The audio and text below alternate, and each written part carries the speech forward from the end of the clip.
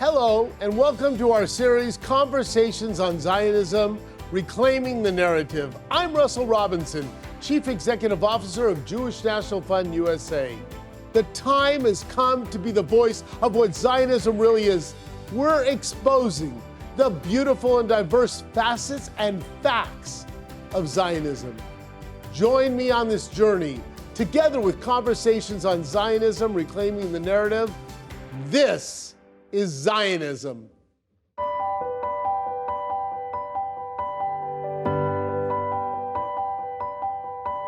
My guest today is Olga Meshoe Washington, Regional Director of Club Z. Her unique narrative on South African relations with Israel and the Christian mandate to stand with Israel has made her a regular on speaker circuits in Africa and the United States.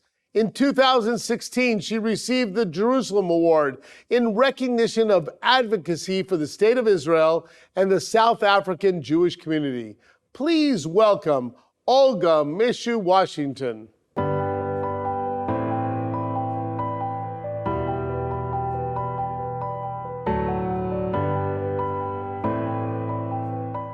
Olga, welcome to our Zionism studios on ZTV and our Conversations on Zionism. And, you know, they say about you that when Olga speaks, you must listen. So I'm going to really listen, and I know that you're going to be great with our viewers. Olga, tell me your story. You're from South Africa. You're a Zionist. You speak across the world. Tell me, where does this come from? Well, first of all, Russell, thank you so much for having me. It's an absolute privilege. If you were to ask my mom where all of this speaking comes from, she'll tell you that since a baby, I've had a big mouth. But thankfully, I've been able to put that big mouth to good use. I grew up in a Christian home. And so from a little age, together with my siblings, we had this understanding that there was a special relationship with Israel, with the Jewish people. Yeah, but Olga, at that point in time, I was climbing up the corporate ladder as an attorney, becoming very successful, doing very well. And so the way that I converse today about Israel, doing Israel advocacy wasn't my problem. It was when my father became aware of the BDS movement and what it does, that he then introduced me to this world. Initially, I was reluctant, but thankfully, as a wise man, he ignored my pleas not to get involved. And today, I'm doing what I'm doing. So I'm going to walk you back a little bit. You grow up in South Africa. You have a family that has a connection, a relationship to Judaism and Israel through your Christian faith. Where did that come from? Where does their, love and really advocacy for us? Yes, absolutely. So the Bible, as many of us may know, has the Torah in it.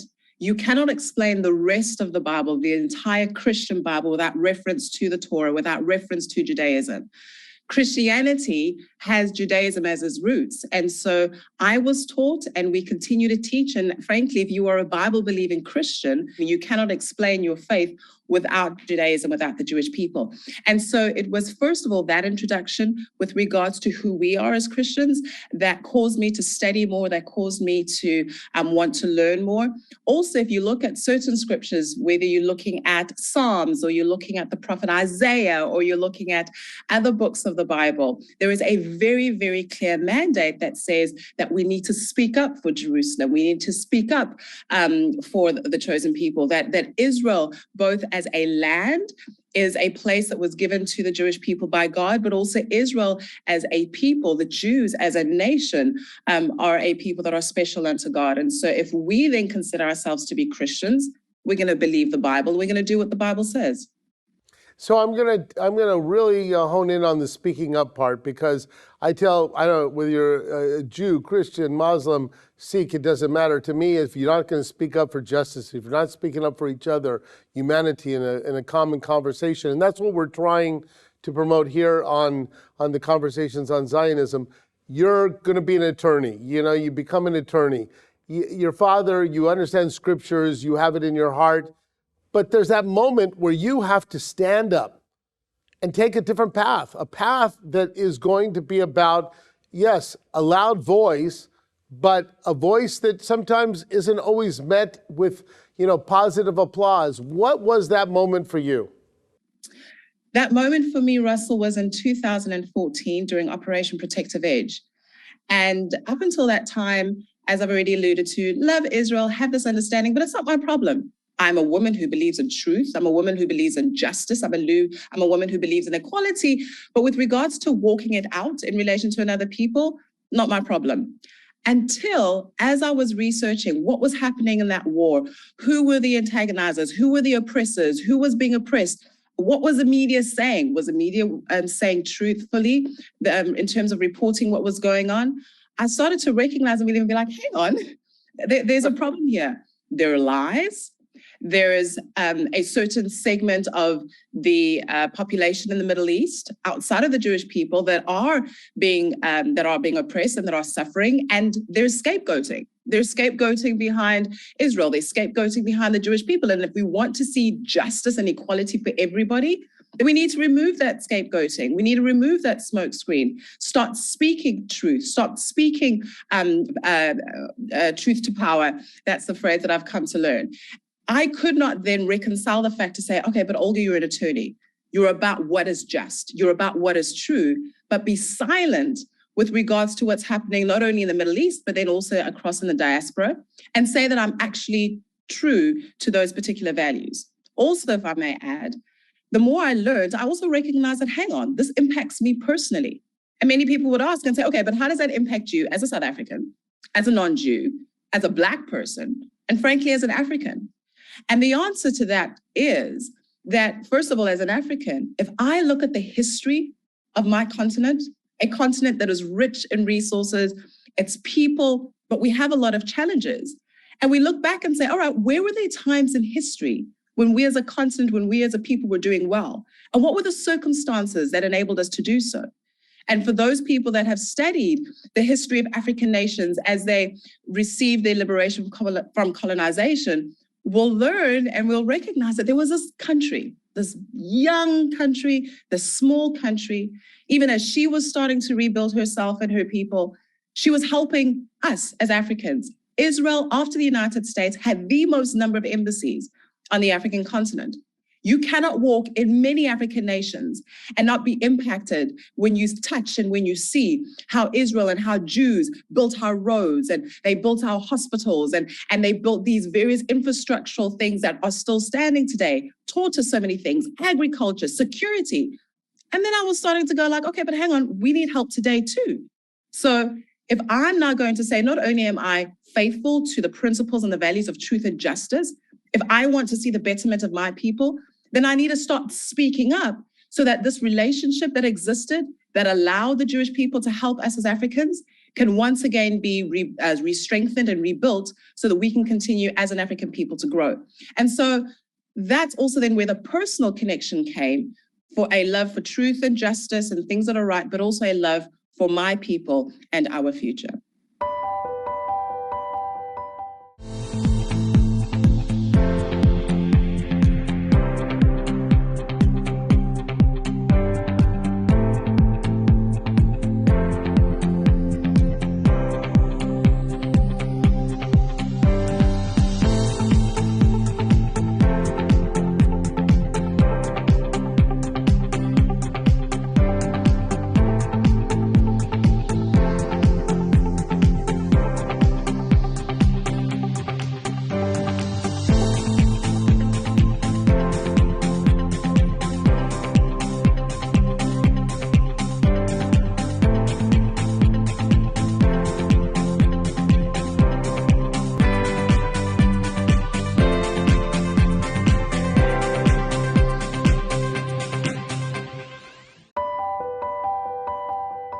So it's 2014.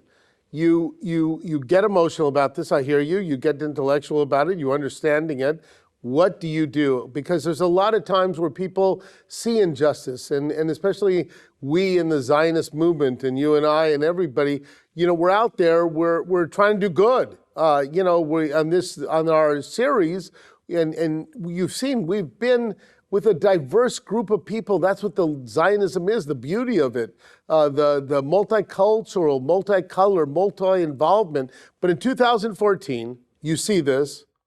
You have a road. You could become an attorney. You write a letter to somebody and get it off your chest. What do? Why did you? You feel it, but then you had to stand up and do it. And I'm asking the question, Olga, because I believe that young people, especially, have to see people how they get off the bench and get into the game. So tell us your journey there. The first thing that I did was I looked at what was I passionate about and what was I already involved in. Oftentimes, especially young people, we think that if we can make a difference, if we want to make a difference, then it has to be massive, it has to be big. Start small, start where you are. So I realized that I was a youth leader. I realized that my father had started this nonprofit organization to have conversations, to teach. And so I got involved. I started teaching. I started having conversations with the young people in my church. I started organizing campaigns and saying, let's learn, let's meet people, let's have a better understanding of what's happening. And that Russell started to grow, and it started to grow, and it started to grow. There was a saying that a gentleman actually who became one of my mentors here in the United States also said to me, he said that and I'm paraphrasing it, 100-mile walk starts with one step. And so in the areas that you are, the influence that you can have, are you introducing people to new things? Are you, when you see an injustice at your school, are you going to your teacher and saying, this is wrong? Give me an opportunity to show you why it's wrong, to teach my class. Or are you just sitting down behind a computer and saying, okay, I'm going to be a keyboard justice warrior? No. In the little circles that you have, speak up, do actionable things, things that impact, do community events, introduce the concepts that have become foreign. Touch people's hearts in being kind, offer solutions that might seem like a small gesture, but shows the great humanity, and you spoke to it, Russell, the great diversity of what Zionism is and what Zionism represents. And you'll find that that will then have a ripple effect and grow. So that's what I started to do in 2014, and here we are today. Well, I'm going to let you teach us because one of the issues that you speak about, and I also have answered in many ways before I even read and met you about this the anti-Jewish and anti-Zionist movement loves throwing slogans because they're very powerful. They're the way to get it out on the internet. And one of their slogans is the apartheid state of Israel. So Olga, it's egregious, it's wrong. Give us that, and I hate to do this to you because it's not right, but give me that 90-second answer that if you're going to talk to a young person and they're saying, well, but Israel's an apartheid state. You have that 60 seconds. Give me that answer. Israel is not an apartheid state. It's important that we understand the definition of what apartheid is. Apartheid stemmed from South Africa, and it was a structure of 150 laws that separated people purely based on the color of your skin. You could not move as you wished. You could not buy property where you wanted to. You could not live where you wanted to. You could not study where you wanted to. You could not become a judge. You could not vote. If you go to Israel, it's the exact opposite. It doesn't matter who you are, Jewish, Arab, Christian, you can vote. There are people that are of Arab descent and Arabs. There are people of different skin tones and skin colors sitting in the Knesset. You can go to whatever hospitals you want to. Restaurants are full of people eating off the same menus of different religions, of different faiths. People go to schools together. That was not something we could do in South Africa. Does Israel have problems? Sure, it does. Are there pockets of racism? Of course they will be, but those exist everywhere. And so you cannot then use a term that hasn't been defined, first of all, and appropriate it to another people. Israel is not an apartheid state for the reasons that I've just succinctly explained. Thank you. And Olga, you've been on college campuses. You've seen this anti-Jewish and anti-Zionist movement. The first time you faced that in a way, tell us what you thought and tell us what you think we together have to do. Well, it's quite different on campuses here in the United States as well as campuses in South Africa. So let me reflect on specifically here in the United States. Russell, I was shocked. I was shocked at the passion that these young people had, but how ignorant they were with regards to why they were passionate about what they were passionate. So when asked, okay, why do you believe what you believe? I don't know, because my friend is doing this, because it sounds like it's a cool thing to do, because I'm bored. So I then realized that there was this passion that young people had to belong to something. So there's this sense of belonging, but also to feel as if they're contributing to doing something good in relation to anybody. They needed a cause. And so, Russell, if we can have campaigns that, first of all, give these young people a sense of belonging, but also help them with regards to practically showing what does truth mean, what does justice mean, not just standing up, virtue signaling, holding a poster, but what does that actually mean and how can you change lives when it's done well? I personally believe I've witnessed that take place in South Africa because it is a long-term effect. I think one of the things that we sometimes fail at in the quote unquote pro-Israel world is we want short-term results, right? So let's come and have a speaker one day or let's have a campaign that lasts 1 week. No, that this is a long game because we're talking about relationships and we're talking about something that takes time because there has to be understanding and there has to be buy-in. But if we're able to show the impact of relationships, the impact of diversity, how that can contribute to improving the lives of all of us, improving situations and causes that we feel strongly about, and we can actually progress those forward together, then I do believe that we'll start to have a difference. Lastly, I also think that there needs to be a sense of, I hope I'm allowed to say this, we need to get over our political incorrectness. Can't say this because I'm offended of saying that, afraid of offending this person. When there's lies, when there's nonsense, when things need to be called out, when people need to be called out, yes, there's a way to do it. But we also need to get to a place where we're not just teaching what is right, we're calling out what is wrong. We know you can't come to us today, so we're bringing Israel to you. Welcome to our show, Online Mitzvah Marketplace, Shop Israeli Goods. And what better way to contribute to Israel and small businesses here in the Western Galilee? You'll all need to hop online to www.jnf.org/shopping. Handmade in the Holy Land. Handmade in the Holy Land. I love it. Hallelujah. Hallelujah. What is Club Z? How are you? Because I was fascinated and I'm just in awe about how you helped. I always tell people it's not only teaching, it's empowering them to want to learn more. So tell us about Club Z. Club Z is if there are parents that are watching that have got teens in the 8th grade all the way to the 12th grade, your teenagers need to be a part of Club Z. It is a teen youth organization that has at its core educating young people, not only just to have an understanding so that they can stand up for themselves with regards to their Jewish identity and also with regards to Israel, but also empowers them with the skills that they may need to speak, the skills that they would need to effectively argue, the skills that they will need to hold campaigns on campuses.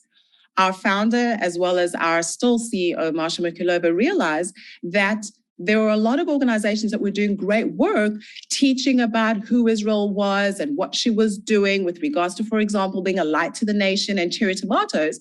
But there were people who were like, okay, cherry tomatoes on stolen land. Young Jewish people were unable to respond and be like, okay, let's talk about the stolen land. What is the nuance with regards to Israel's history? Who are the Jewish people? So instilling a sense of pride in their identity, pride in their heritage, as well as reconnecting and making stronger this connection with the land of Israel, even though it's, geographically, it's not in the United States. So how can they still feel connected was something that she set out to do. And as you mentioned, we are instilling not only this pride, but this desire to grow, this desire to connect, not only with themselves as well as with their land, but also introducing Zionism and its concept and its beauty and everything that it represents and how it has contributed to the upliftment of people across the world in different areas of the world. I alluded to the African continent, giving them a sense of understanding that this is who we are and this is what we can do, not only as a Jewish people, but together. And so we run a program. It is approximately twice a month that the teens meet for purposes of education, a very high-level, nuanced, excellent curriculum. And then we also have activities that these teens do together so that they can bond, so that they can form literally lifelong relationships. We have had situations where somebody will be stuck on social media. There'll be slurs that they're faced, anti-Semitic slurs, and they'll get on the chat and say, all right, guys, I need your help. And imagine an entire community across the nation that helps you not only craft the response if you're needing assistance with that, but jumps on with you on social media or wherever you may be and provides that support. So it's a wonderful place to be. And as you can see, I'm very excited and passionate about the opportunity that I have to serve in Club Z. Well, I'm passionate about it as well. I've seen it, and I'm going to tell people to go and to check it out, and to also be sure to read and listen to your words. I think Club Z does what we at Jewish National Fund also have devoted our time. When you talk about the long game, it's that high school time. I think doing a lot of college programming is great, but it's a little late.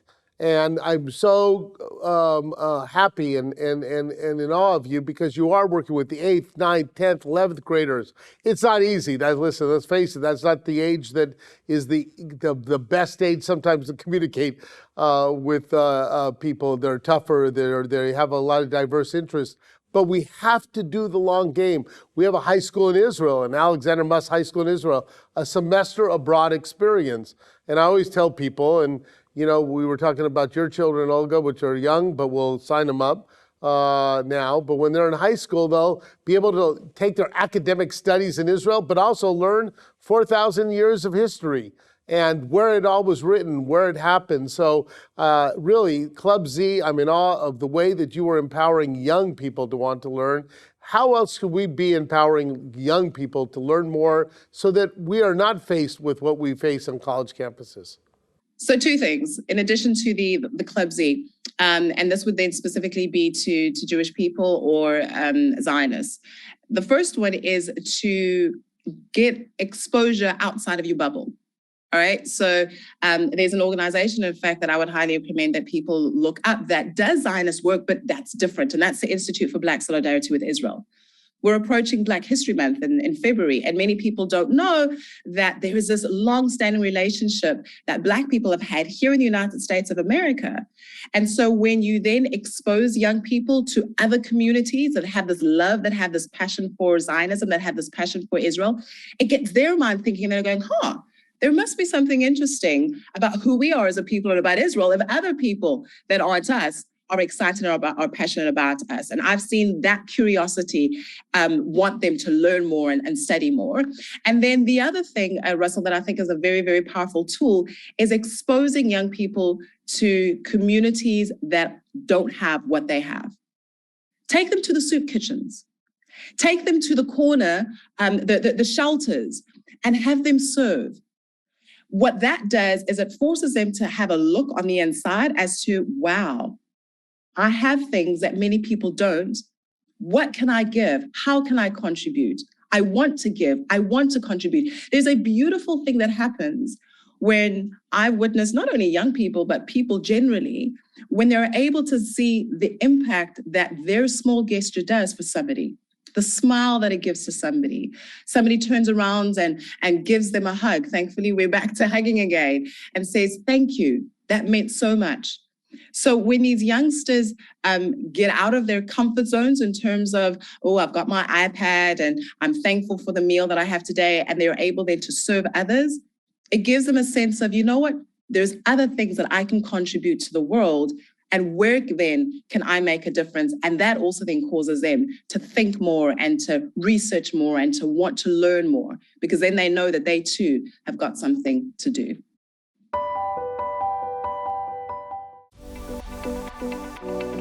Welcome to National Conference in Miami, Florida!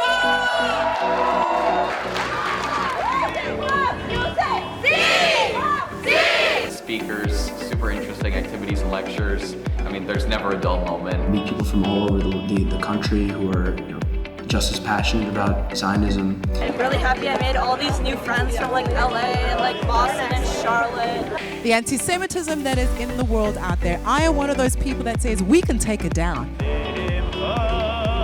I will not go silently into the night. I will stand up for my people, because my vibe is Zionism. Olga, I want to conclude on a couple of points. I want to talk about your own experience. You're Christian, you're a Zionist, you have a family history of connection. Your first trip to Israel, you're going there, you're getting off the plane. Tell us that first day, your first feelings, your moment in Israel. First of all, it was wow. I'm here. I really am. I've heard about it. I've read about it in the Bible. I'm actually walking the streets. This place is real. And as the days went on and I identified cities, I identified, it sounds ridiculous, but buildings and trees that I'd either, again, seen pictures of, and I'm like, wow, but this is real, this is real. That for me continues to be the most life-changing experience. And I say continues because every time that I've been to Israel about 5 times, it is different. And I have to say, Jerusalem, there's something, and yes, because I'm a person of faith, there's something spiritual that has happened to me every single time that I visited Jerusalem. My husband says it as well. But then also the Jewish people, the Israeli people, there's a lot of similarities in our culture. So when I see the laughing and the love for food and going to the shuk and seeing the vibrancy and the color, getting on the light train in Israel and feeling safe. I come from South Africa, which unfortunately has got a very high crime rate. But in Israel, I felt safe as a woman going by myself. I was like, wow, not only is this place real, not only can I see history alive, but this is a real democracy. These are real people going about their business. I'll never forget the time that we took our young people on a tour to Israel. And Russell, one of their first impressions, we arrive at Ben Gurion and we get on the bus. Our driver was Arab. Our tour guide was Israeli. We were Black.